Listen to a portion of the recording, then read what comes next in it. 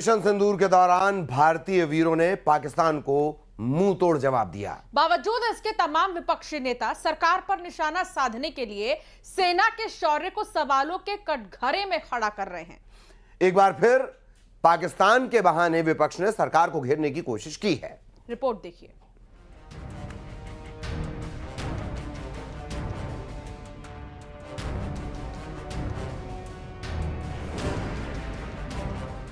सरकार भले ही अभी तक ऑपरेशन सिंदूर की कामयाबी को लेकर देश दुनिया में भारतीय सेना की गुणगान कर रही है, तो इधर विपक्ष के तमाम नेता ऑपरेशन सिंदूर पर सरकार के सभी दावों को गलत बताते हैं, सवाल कर रहे हैं।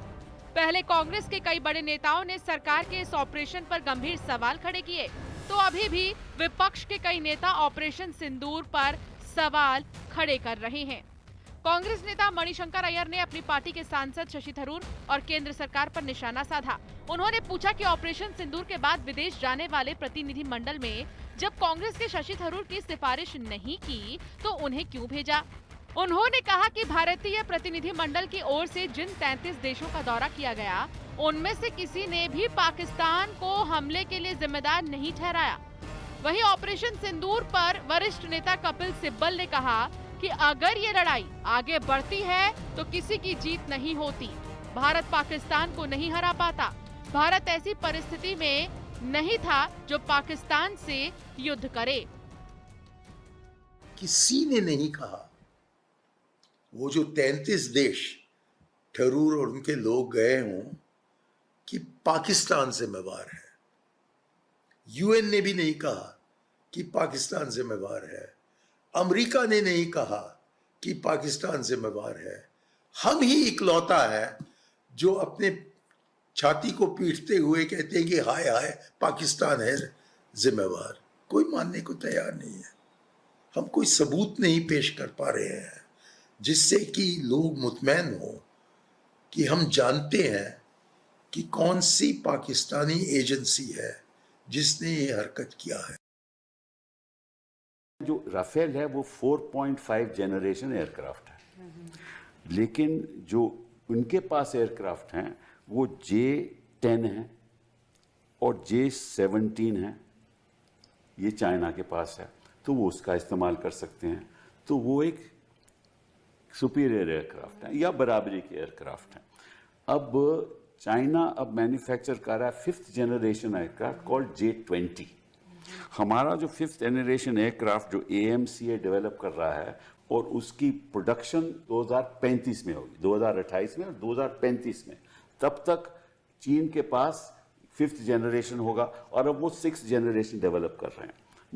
मतलब कि अगर ये लड़ाई आगे बढ़ती तो निश्चित रूप से किसी की जीत नहीं हो सकती थी, तो इनको लड़ाई कर भी नहीं सकते थे। ये बातें इनको सदन में रखनी चाहिए थी। उधर बीजेपी के प्रवक्ता शहजाद पूनावाला ने कांग्रेस पर निशाना साधा। शहजाद पूनावाला ने कहा, कांग्रेस पार्टी का पाकिस्तान बचाओ आंदोलन चल रहा है। एक बार कांग्रेस का हाथ पाकिस्तान के साथ। पहलगाम पर पी चिदम्बरम ने क्लीन चिट दिया पाकिस्तान को, कहा कि कोई प्रमाण नहीं है, जबकि पूरी दुनिया के सामने पाकिस्तान नंगा हो चुका है आतंकवाद को लेकर। अब उन्हीं की लाइन को रीइटरेट कर रहे हैं प्रथम परिवार के सबसे खास रिटेनर मिस्टर मणिशंकर अय्यर, जो मुकुटमणि है प्रथम परिवार के। आतंकवाद की जन्नी ही पाकिस्तान है, चाहे वो अलकायदा हो, चाहे वो लश्कर तैयबा हो, चाहे वो जैश ए मोहम्मद हो, जिनके कैंपों को ऑपरेशन सिंदूर में हमने ध्वस्त किया।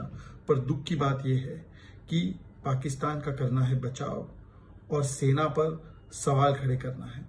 सेना का करो अपमान, पाकिस्तान को कहो भाईजान, उनका करो गुणगान। यही बन चुकी है कांग्रेस की पहचान। इससे पहले भी कांग्रेस के तमाम नेता ऑपरेशन सिंदूर पर सवाल उठा चुके हैं।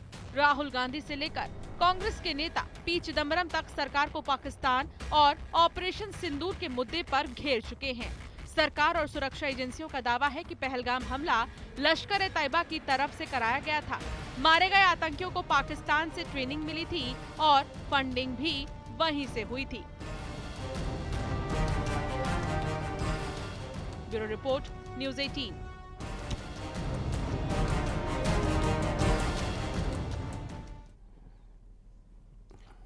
और फिलहाल खबर असरदार में इतना ही। नमस्कार।